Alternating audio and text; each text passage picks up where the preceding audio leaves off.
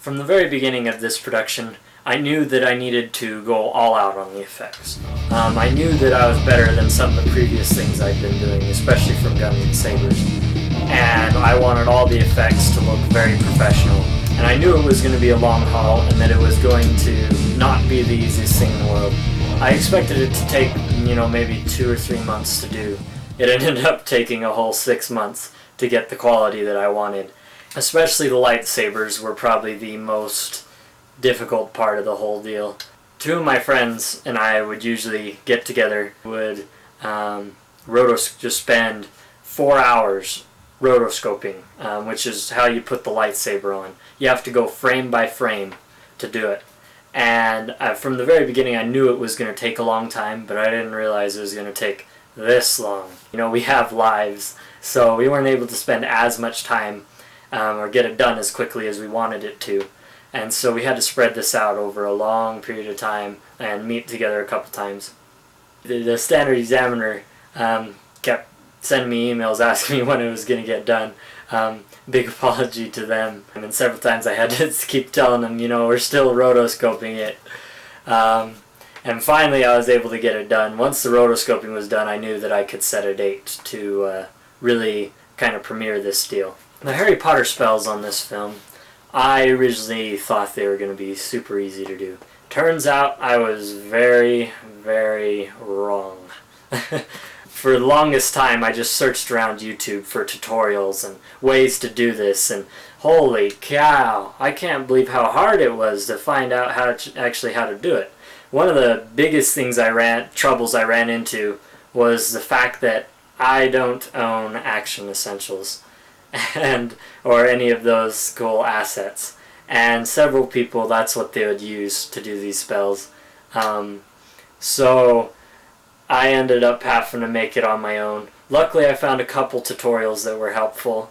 I'll definitely show you my style in a tutorial later. The Dragon Ball on this film was actually the first effect that I finished.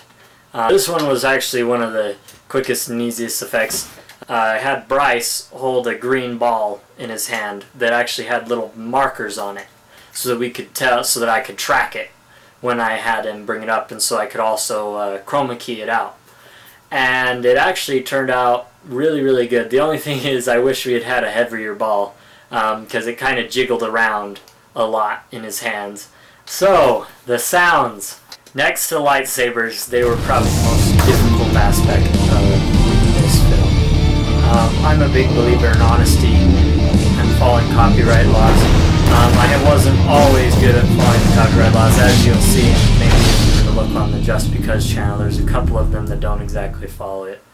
But for the most part now I'm trying to kind of create a clean slate for Pure Action Productions, and trying to follow copyright laws as much as I can. I know there may be a couple things, so don't be trying to poke out every little copyright law that I break. All of the sounds on here are actually Creative Commons sounds, even like the lightsaber sound effects, which I know that Lucasfilms has always been good about allowing you to make fan films and using their sound effects to do so, but I just wanted to, be safe with that, or whatever. I just wanted to try and see if it was possible to do it with just Creative Commons sounds. Freesound.org is a really great resource where I got a lot of these. The week before I premiered it, I started really messing around, really getting down and dirty with the sounds, and managed to get something that's not perfect, but especially for the wands and stuff like that, it came out really good.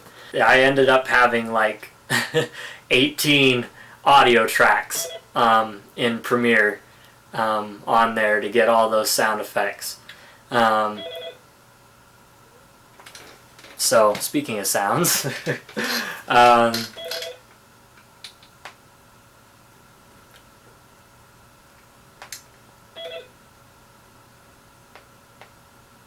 anyways, yeah, I didn't plan that, by the way, that just happened. I should probably get that.